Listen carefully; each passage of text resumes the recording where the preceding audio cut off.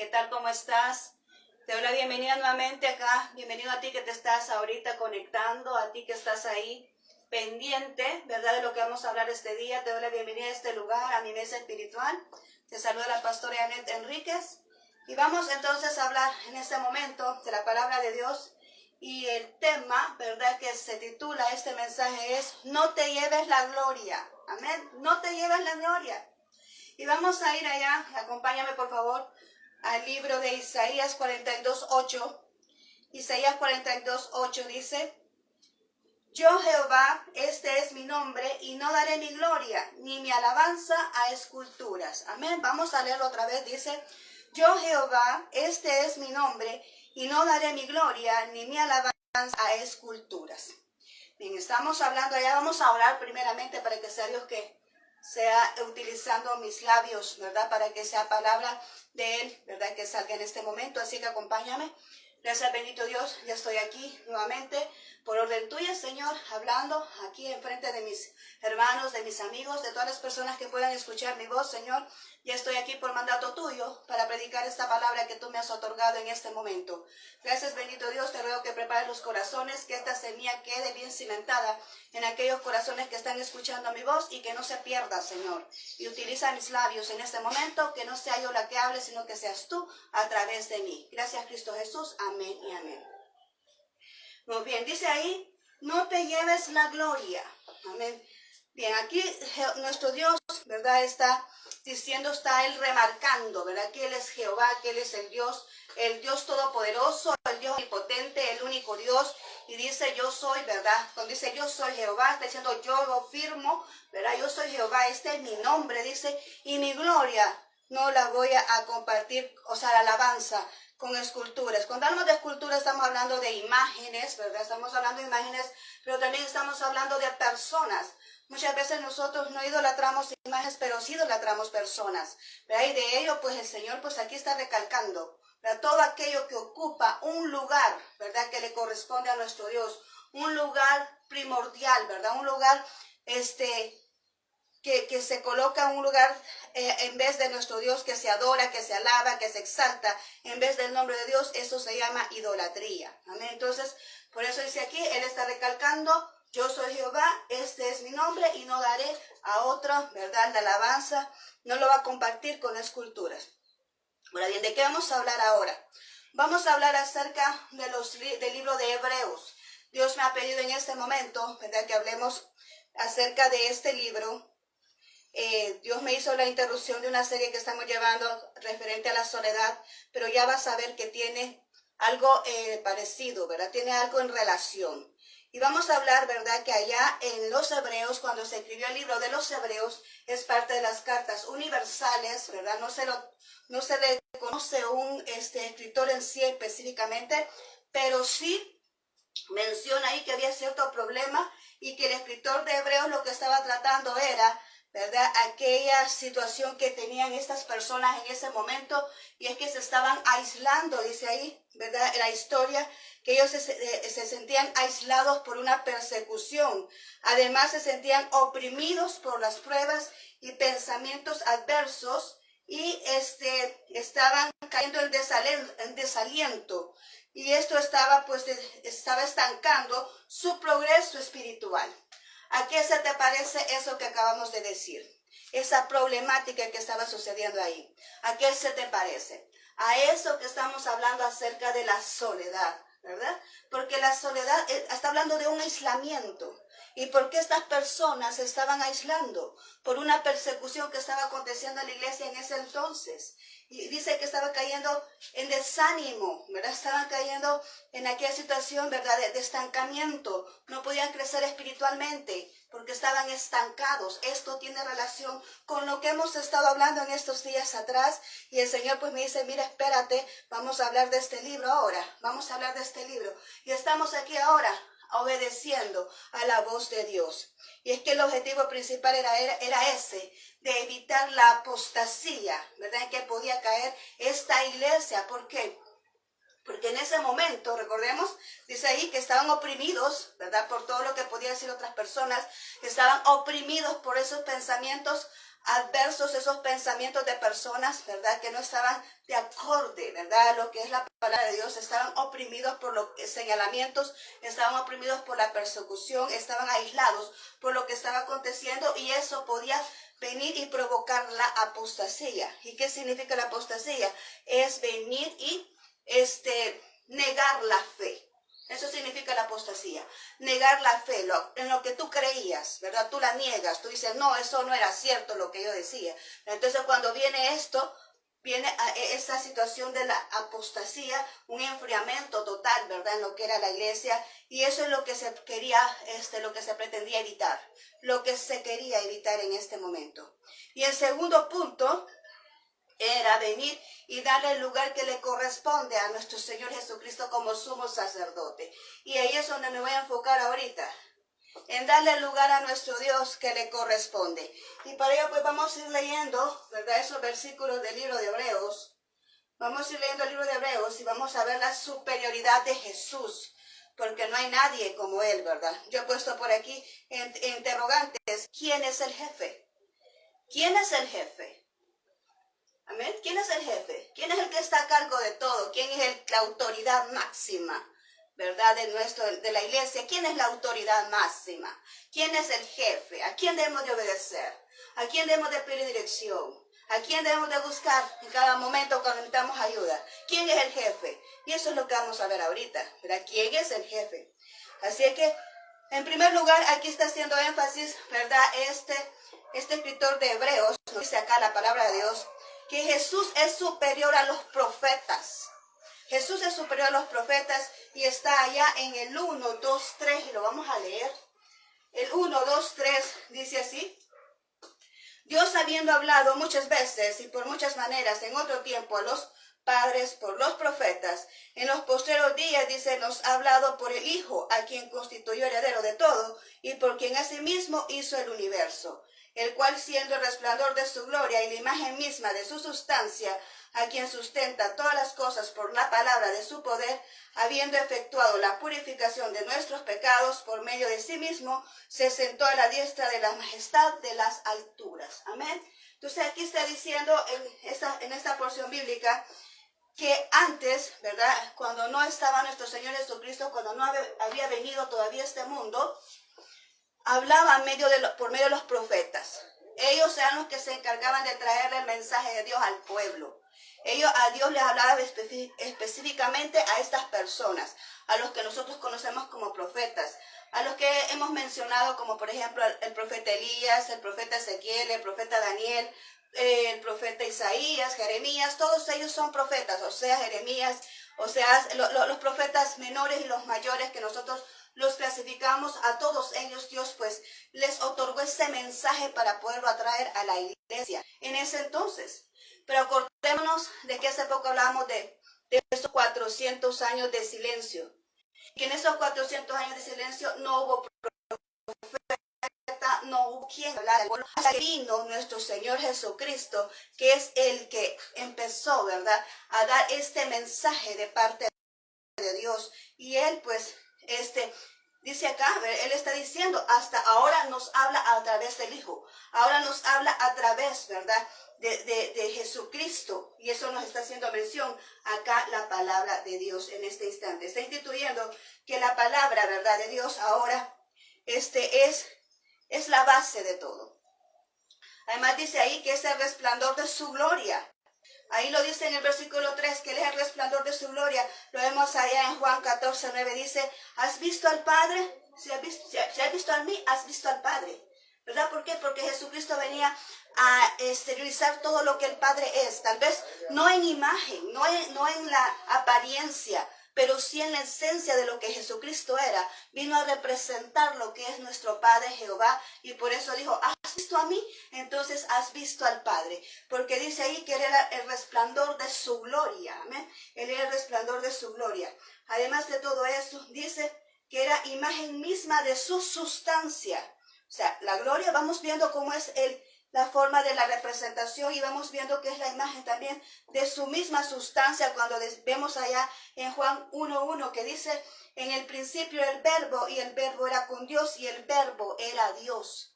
¿Qué está diciendo ahí? Él es el todo por el todo, ¿verdad? El verbo era el Dios, la palabra es Dios, ¿verdad? El verbo es Dios, en el principio era el verbo. Luego dice, el verbo era con Dios y el verbo era Dios. O sea, Él es el mismo, está diciendo la sustancia, la palabra, ¿verdad? Él es nuestro Dios, el todo por el todo. Amén.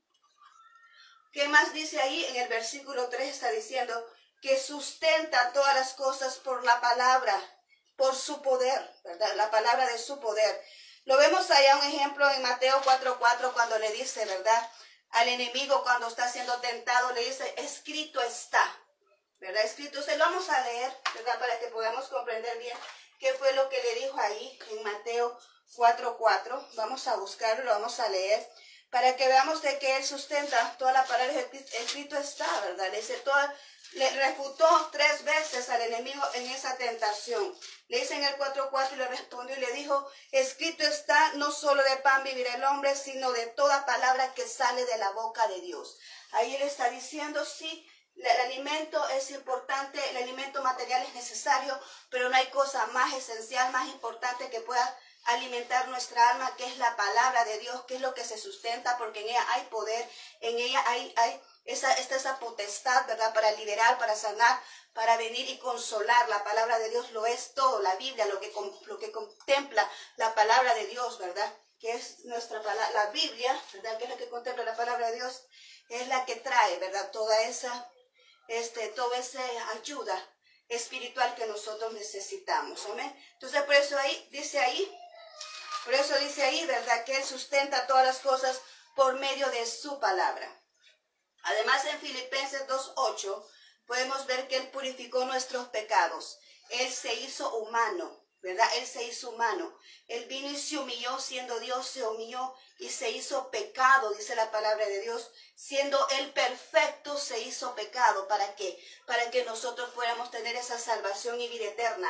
Para que nosotros fuéramos libres de toda condenación, como lo dice Filipenses 2:8, que Él, estando en condición de hombre, se humilló a sí mismo, haciéndose obediente hasta la muerte y muerte de cruz. Él obedeció al Padre, Él se sometió al Padre. ¿Por qué? Porque había un propósito, había un objetivo por qué tenía que estar aquí. Y ese pues bien lo conocemos tú y yo, ¿verdad? Que era el hecho de venir y rescatarnos y salvarnos, ¿verdad? De condenación eterna. Así que aquí podemos ver, ¿verdad? Cómo es que Dios, Jesucristo, lo pone acá el libro de Hebreos como superior a todos los profetas. Y en realidad así es, porque es el Hijo de Dios. Ahora bien, dice aquí que también dice que es superior a los ángeles. Es superior a los ángeles. Y lo vemos allá en 1:4. ¿Por qué estamos hablando esto que es superior si sabemos que Dios, ¿verdad? Sabemos que es Dios. Pero ¿por qué aquí está hablando tanto el libro de Hebreos de que Él es superior a los profetas, que Él es superior a los ángeles? ¿Por qué? Porque en este momento lo estamos viendo como humano. Cuando Él vino aquí, Jesucristo se convirtió en humano, ¿verdad? Él, ¿para qué? Se convirtió en persona para hacerse como ese cordero, ¿verdad? Para ofrecerse como cordero en sacrificio para salvación y rescate de nosotros, para nuestra redención, para nuestra justificación de esos pecados y para otorgarnos la vida eterna. Entonces, por eso está haciendo énfasis aquí el escritor de Hebreos y dice que es superior a los ángeles. Y lo vemos acá en el 1:4. En el 1:4 dice, heredó más excelente nombre que ellos. Este es, cuando vemos allá en Mateo 3:17 que dice, este es mi Hijo amado, en quien tengo complacencia. Ahí mismo Dios le otorgó más nombre que sobre todos los ángeles, porque Él dijo, este es mi Hijo amado, el que he enviado, el que está ahorita preparándose, el que en ese momento recibió la unción, el que va, dice el Señor, a ejecutar ese sacrificio. ¿Para qué? Para salvación y redención de la humanidad. Este es mi Hijo amado, porque me está complaciendo, dice el Señor, para venir, ¿verdad? Para venir y rescatar a esta humanidad que yo creé, ¿verdad? Entonces, por eso dice, le dio nombre sobre todo nombre, que es Jesucristo, el Señor, dice ahí, ¿verdad? Y entonces lo vemos allí. Y ahora en el versículo 5 del mismo, ¿verdad? Capítulo 1 de Hebreos, también le dice, yo te he engendrado hoy. El Espíritu de Dios vino, y sabemos muy bien esa historia, vino sobre María, ¿verdad? Para venir y engendrar a Jesucristo. Jesucristo no podía venir engendrado por sangre de hombre, porque entonces toda la sangre humana estaba contaminada.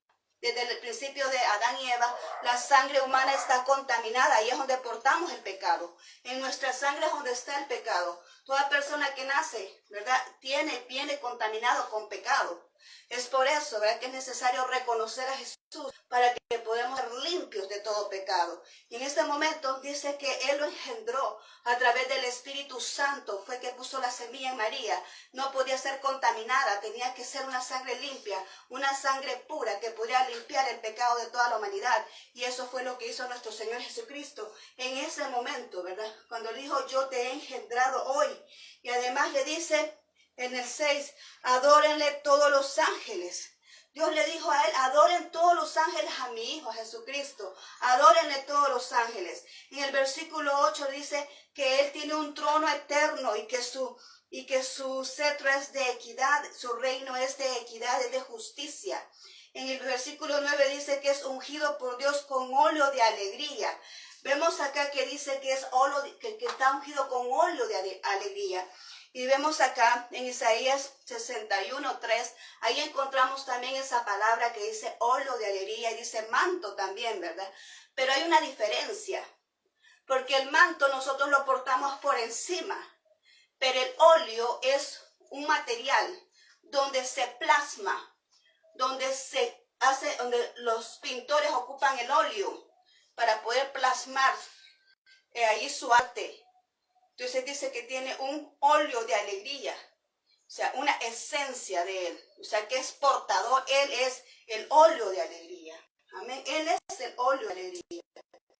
Entonces dice aquí que en el versículo 10 dice que fundó los cielos y la tierra junto con Dios. Él estaba ahí en el mismo principio. Cuando vemos ahí en Génesis 1 dice, en el principio creó Dios los cielos y la tierra. Pero ahí está también Jesucristo. Ahí también estaba el Espíritu Santo, ahí están los tres. ¿Por qué? Porque dice que el Espíritu se movía sobre las aguas. Entonces ahí estaba Jesucristo haciendo los cielos y la tierra con su Padre.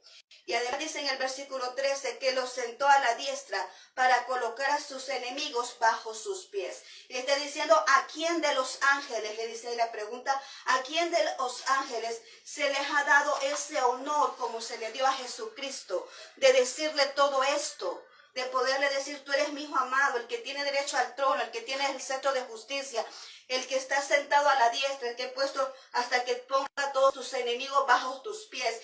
¿Quién es, verdad? Dice el Señor, ¿a qué ángel yo le puedo dar esa potestad? ¿A qué ángel yo le puedo declarar esta palabra? Está diciendo Dios en ese contexto bíblico. Podemos entender que Jesucristo es el único y verdadero y digno de toda adoración, de toda alabanza, porque Dios vino y lo instituyó así. ¿Verdad? Estamos viendo que aquí estamos hablando de Jesucristo como humano, pero que en realidad Él se ofreció, ¿verdad?, como cordero para salvación de nosotros, y por eso es digno de toda adoración, de todo respeto y de todo nuestro amor. Amén. Y dice acá en el versículo 10, en el versículo 44, que los ángeles tienen la función de ministrar a los que serán salvados. Por eso Él dice, hijo mío, en pocas palabras, tú tienes todas estas asignaciones. Jesucristo, tú eres todo lo que te he mencionado. Pero los ángeles tienen esa función de venir y ministrar a aquellos que van a ser salvos. Los ángeles son aquellos que están allí cerca de las personas para ser rescatadas, para ser salvadas de cualquier problema, para ser convencidas, ¿verdad?, para poder venir al cristianismo. Son los que están ahí, son ministradores. Ellos ministran el corazón de las personas, amén, para poder venir y ser listos, ya preparados para salvación. Lo está diciendo allá en el versículo 44. Esto es referente y lo está colocando, ¿verdad?, a Jesucristo como superior a los ángeles, a Jesucristo como superior a los profetas. Y vamos a ver que Jesucristo también lo comparan aquí a Moisés. ¿Por qué Moisés? ¿Cuántos conocemos la historia de Moisés? Todos conocemos la historia de Moisés. Moisés dice que fue constituido Dios para Faraón. Amén, fue constituido Dios para Faraón. Entonces vemos aquí, Dice, él fue mayor que Moisés. Jesucristo es mayor que Moisés. Porque Moisés todas lo admiraban, ¿verdad? Por su liderazgo. Lo admiraban por su obediencia. Lo admiraban por todo lo que sucedió y los acontecimientos sobrenaturales. De la manera como Dios utilizó a Moisés. Pero también dice aquí, nuestro Dios dice que Jesucristo es mayor que Moisés. Y lo vemos en el capítulo 3, 4 y 6. Y ahí nos narra y dice, sí es cierto, Moisés fue obediente, sí, a él se le habían entregado los planos para poder armar, ¿verdad? Ese tabernáculo que nosotros conocemos, que se hizo en el desierto para que posara la presencia de Dios ahí. Pero dice, sí fue obediente, un buen siervo, sometido a Dios, respetable a Dios. A él se le entregaron las leyes, los estatutos, todos los lineamientos de cómo el pueblo de Israel debía de proceder en ese entonces. Pero Jesucristo es el dueño. Jesucristo es el heredero, dice ahí. Jesucristo es el dueño, él es el heredero de un templo mucho mejor. Él vino y nos hizo templo y morada a nosotros. Él dice que nosotros somos templo y morada del Espíritu de Dios, de su Espíritu. Nosotros somos templo y morada de Él. Ya no estamos como en los tiempos de la ley, ¿verdad? Donde estaba un lugar, un tabernáculo, donde se tenía que venir y adorar a Dios. Hoy lo podemos adorar en cualquier lugar que sea, donde quiera que nosotros estemos. Nosotros podemos adorar a Dios. ¿Por qué? Porque el templo somos nosotros y los portadores de su presencia somos nosotros. Cuando venimos y le damos acceso al Espíritu Santo a nuestro corazón, tú andas cargando al Espíritu Santo allí dentro de tu corazón, tú lo andas adentro. Cuando tú has venido y has reconocido a Jesús como Salvador personal, ya no es como antes, ¿verdad? Sino que dice, ahora Jesucristo viene a ser dueño de uno mejor, que es nuestra vida, que es nuestro cuerpo, que es donde Él mora, ¿verdad? Entonces, por eso dice que es superior a Moisés. Y también dice que es superior a Josué. Lo compara también con Josué. ¿Y quién fue Josué? Josué fue la persona que repartió la tierra prometida. Y que dice aquí que aún Josué, que fue el que repartió la promesa, porque eso fue el rescate de Israel, ¿verdad? Vemos, le ofreció una promesa. Oh, gloria a Dios, estamos viendo algo aquí. Pero dice aquí que aún Josué, con repartir la promesa, no pudo dar el reposo que Dios quería, o que Dios habla de un reposo, porque el reposo que Él está otorgando es el reposo de la esclavitud, por eso los rescató. Vemos aquí este ejemplo, y esto ya es sincronía, y ahorita se me está colocando en la mente, y es que la simbología aleluya, la simbología que tenemos aquí, o la analogía que tenemos aquí, es que el pueblo de Israel se encontraba en esclavitud, así como algunas personas nos podemos encontrar en pecado. Así como las personas que no conocen a Cristo se encuentran en pecado, ¿verdad? Pero Moisés vino y los rescató a esta gente de la esclavitud, así como Jesucristo vino como Cordero y nos rescata a nosotros de toda condenación eterna. Pero asimismo Josué fue el que vino y repartió una herencia, repartió una tierra prometida, así como Jesucristo nos quiere a nosotros esa promesa, esa tierra prometida de la salvación y además un reposo. Pero cuando estamos hablando de ese reposo, no estamos hablando de un reposo que nos vamos a ir a dormir y que vamos a estar ahí como invernando. No estamos hablando de ese reposo. El reposo que se refiere aquí, la palabra de Dios, es cuando vemos allá en el Génesis capítulo 2:2, ¿verdad? Que dice que vino Dios y instituyó el séptimo día como día de descanso, como día de reposo, porque Él terminó la creación en 6 días y en el séptimo día Él descansó. Pero ¿qué hizo Él en ese tiempo de descanso? Él no se acostó a dormir como cualquiera puede decir, descansó Dios. Y no hizo nada Dios en ese día. No descansó Dios. No, ¿qué hizo Dios en ese día de descanso? Porque Él nos está pidiendo un descanso a nosotros, un día de reposo, un día de descanso para adorar a Dios, para poner el nombre de Dios, para exaltar el nombre de Dios en ese día que nosotros lo celebramos el día domingo. Pero ¿qué hizo Dios en ese momento? Ahí en el 1:31 dice, vamos a leerlo. En el 1:31 vamos a ver qué dice, qué es lo que hizo Dios en ese día, que Él descansó. Dice aquí, dice Dice en el 1:31, dice, y vio Dios todo lo que había hecho, y aquí que era bueno en gran manera, y fue la tarde y la mañana del día sexto. ¿Ok? ¿Qué fue lo que hizo Dios? Ay, Dios vio que todo era bueno lo que había hecho. Y vino y dijo, qué maravilloso esto. En el día de descanso. Qué maravilloso la creación que hice, ¿verdad? Que Dios vino y se deleitó en su creación, ese era su reposo. Él vino y se deleitó en todo lo que había hecho. Él vino y se puso a contemplar todo lo que había creado. Ese era su día de reposo. ¿Cuál es nuestro día de reposo? ¿A qué vamos a la iglesia tú y yo? Aleluya. ¿A qué vamos nosotros a reunirnos? Cuando venimos nosotros a ese momento de reposo, ¿qué significa ese momento de reposo para ti y para mí? Ay, cuando venimos a contemplar la presencia de Dios y decimos, majestuoso, poderoso, maravilloso eres tú, mi Rey y Señor, ¿quién como tú, Padre mío? Cuando tú vienes y adoras al Señor, cuando tú vienes y descargas todo lo que andas en el Señor, como dice allá en Mateo, ¿verdad? En el libro de Mateo, 11:28. Cuando dice, venid a mí todos los que estéis trabajados y cargados, que yo os haré descansar.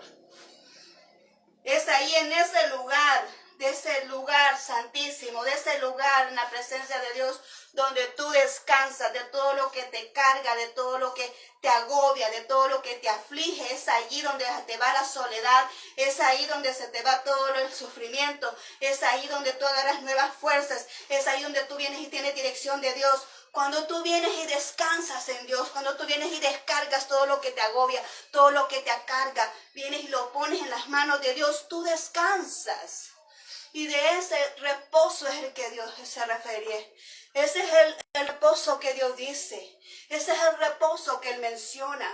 Ese hecho de nosotros venir y estar en presencia de Dios, contemplándole a Él y adorándole, porque nuestra alma descansa cuando está en su presencia. Amén.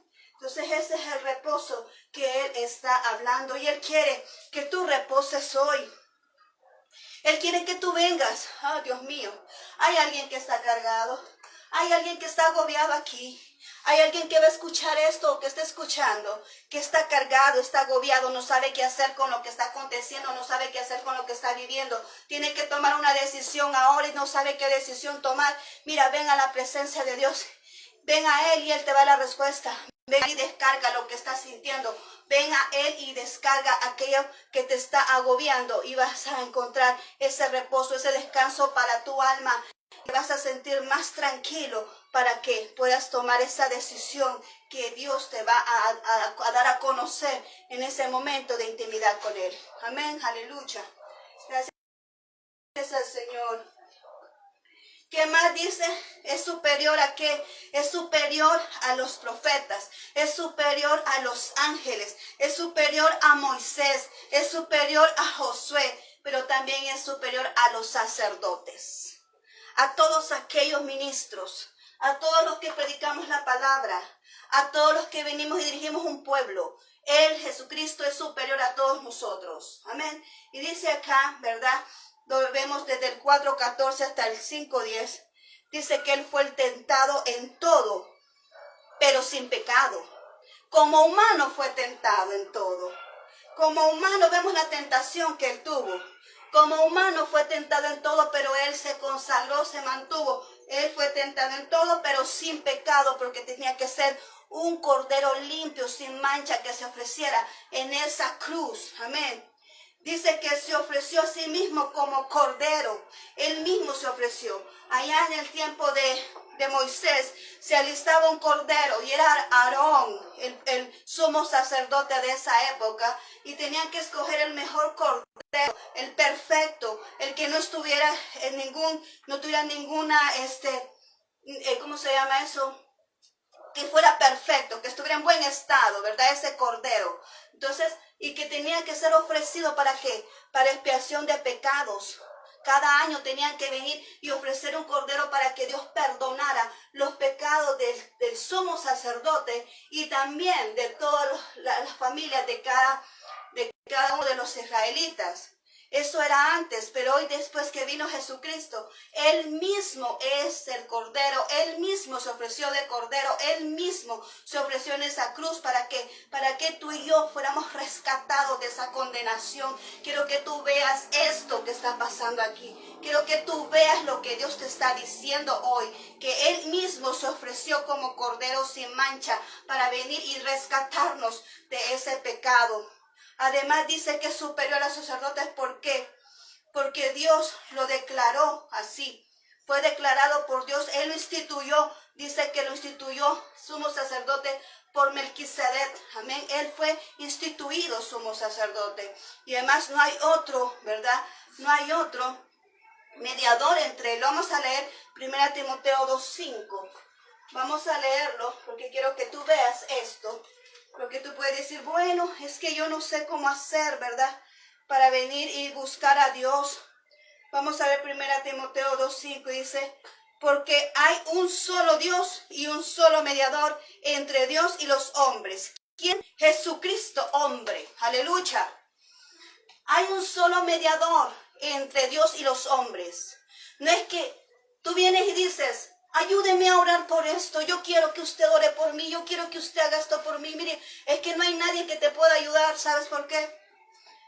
Porque Jesucristo cuando murió en ese templo, en esa cruz, el velo del templo se rasgó y eso significa que hay libertad. Tú puedes entrar a la presencia de Dios las veces que tú quieras, porque así como le oye a un pastor, le oye a un sacerdote, a ti también como parte de la iglesia, Dios te oye cuando vienes a la presencia de Dios. ¿Y qué quiero decir con esto? ¿O qué Dios me está poniendo en mi boca ahorita? Que tú tienes que venir y entrar a la presencia de Dios y no estar dependiendo de alguien, porque la soledad eso hace, que nos hace dependientes de otro. Aquí estamos viendo a un pueblo que estaba aquí dependiendo de alguien más. ¿Por qué? Porque estaban solos, se sentían aislados y estaban dependiendo de algo, ¿verdad? Entonces te dice aquí, la soledad lleva a depender a otro, pero aquí dice que nosotros tenemos un sumo sacerdote y es nuestro Señor Jesucristo, y que las cortinas de ese templo fueron rotas, porque allá en el tabernáculo de Moisés solo el sumo sacerdote podía entrar donde estaba la gloria de Dios, que era a través de esa caja que tenemos ahí como caja del pacto, ¿verdad? Lo que nosotros conocemos como el arca del pacto, ¿verdad? Donde se manifestaba la presencia de Dios, la gloria de Dios. Solamente el sumo sacerdote podía entrar ahí. Pero ahora eso se terminó, eso se acabó. Desde el momento que Jesús murió en la cruz, Él rompió ese velo de ese templo para que tú y yo tuviéramos acceso a la presencia de Dios las veces que nosotros queramos. Él es el que soluciona nuestros problemas. Él es el que nos rescata de cualquier dificultad. Él es el que nos da fuerzas para salir adelante. Él es el que nos da dirección para mostrarnos el camino donde vamos a ir. Es Él, en la presencia de Él, donde vas a encontrar todos los requerimientos que tú necesitas. Es en su presencia, es el único que te puede ayudar a solventar la necesidad que tú muchas veces tienes. No necesitas de otra persona. Dice ahí la palabra de Dios, maldito el hombre que confía en el hombre. Tu confianza debe estar puesta en Dios. Y eso es lo que Él viene hablando ahora. Tu confianza debe de estar puesta en Dios. No tienes que seguir a hombres, tienes que seguir a Dios, el único verdadero Rey. El único verdadero Señor, el que se merece toda la honra y gloria. Él es el único, el que puede rescatarte, y es el único mediador, porque para eso se ofreció como Cordero. Es el único mediador entre Dios y los hombres, como lo acabamos de leer acá en Timoteo 2:5, como lo dice aquí la palabra de Dios, la Biblia, en 1 Timoteo 2:5. Ahora ya para ir finalizando, vamos a ir a Hebreos 7:28. Hebreos 7:28 dice, porque la ley constituye sumos sacerdotes a débiles hombres, pero la palabra del juramento posterior a la ley, al Hijo hecho perfecto para siempre. ¿Qué está diciendo aquí? No puedes poner tu confianza en hombres. Aleluya. No puedes poner tu confianza en hombres. Porque los hombres fallan, los hombres son pecadores, pero cuando tú pones confianza en Dios, Él es perfecto y para siempre, lo acabamos de leer. Él es perfecto y para siempre, Él no cambia. Él es perfecto y para siempre. Él jamás te va a fallar. El hombre falla, pero Dios no falla. Él es perfecto y Él sabe y te conoce perfecto qué es lo que a ti te pasa. Él te conoce perfecto el estado de tu corazón. Él te conoce perfecto la lucha que estás llevando. Él te conoce perfecto lo que tú estás sintiendo. Él te conoce perfecto cuáles son tus anhelos. Él te conoce perfecto. Y Él sabe de qué tienes necesidad. Y te digo que cuando tú tienes confianza en nuestro Dios, Él va a contestar Él va a contestar a lo que tú necesitas. Tú vas a obtener una respuesta de Dios, porque si tu confianza está puesta en Dios, si tú vienes y te deleitas en la presencia de Dios, si tú vienes y reposas en la presencia de Dios, tú vas a poder ver lo que Dios tiene para ti. ¿Qué es lo que provoca el reposo? Que nuestra fe aumente. El reposo en Dios permite que nuestra fe aumente. Aleluya, gloria a Dios. Lo que permite el momento de reposo es que nuestra fe aumente y que nosotros podamos confiar en Dios, esperando esa respuesta que viene de parte de Él. A no angustiarnos, a no desesperarnos, sino a saber tranquilamente, esperando tranquilamente que esa promesa o lo que estamos esperando va a llegar a nuestras vidas. Amén. Bien, esta es la palabra de Dios para este día, para ti y para mí. Recordemos, nuestro Dios es el sumo sacerdote. Él es el Dios todopoderoso, el que se merece toda la honra y toda la gloria, el que debe de estar sobre cada persona. ¿Por qué? Porque Él es el único Rey verdadero y Él es nuestro jefe. Amén. El que se merece toda la honra y toda la gloria. Así es que esta es la palabra de Dios para ti ahora. Vamos a orar en este momento. Muchas gracias a todos los que estuvieron ahí pendientes, a todos aquellos que se conectaron, a todos aquellos que van a escuchar posteriormente este mensaje, a todos los que han escuchado mi voz. Muchas gracias. Así que ahorita vamos a orar. Gracias, bendito Dios, hemos compartido tu palabra en este momento, el libro de Hebreos. Como tú quisiste ahora, como tú me lo prometiste, Señor, que nosotros entregáramos este mensaje. Y sé, Señor, que es tu voluntad que se hiciera, porque tú quieres posicionarte en el lugar que te corresponde. Bendito Señor, gracias por esta palabra. Gracias, bendito Dios, que no quede perdida esta semilla, sino que, Señor, pueda sembrar en estos corazones, pueda dar, Señor, germinar esta semilla y podamos crecer espiritualmente como tú así lo quieres, y que podamos avanzar, que nada ni nada nos detenga, que la soledad no nos detenga, que no haya nada, Señor, que impida que llegamos hasta ese punto de donde tú quieres llevarnos. Gracias, Cristo Jesús. En tu nombre hemos orado en este momento. Gracias, Señor. Amén y amén. Muy bien, muchas gracias nuevamente. Te mando muchos abrazos a donde estés. Que el Señor Todopoderoso te bendiga, ¿verdad? Y nos vemos el día de mañana, si Dios lo permite, con el último tema de la serie que estamos llevando, la soledad. Así que espero pues que esta palabra te haya alimentado a tu alma y vamos a seguir adelante. Que Dios te bendiga y te conceda una excelente semana. Bendiciones.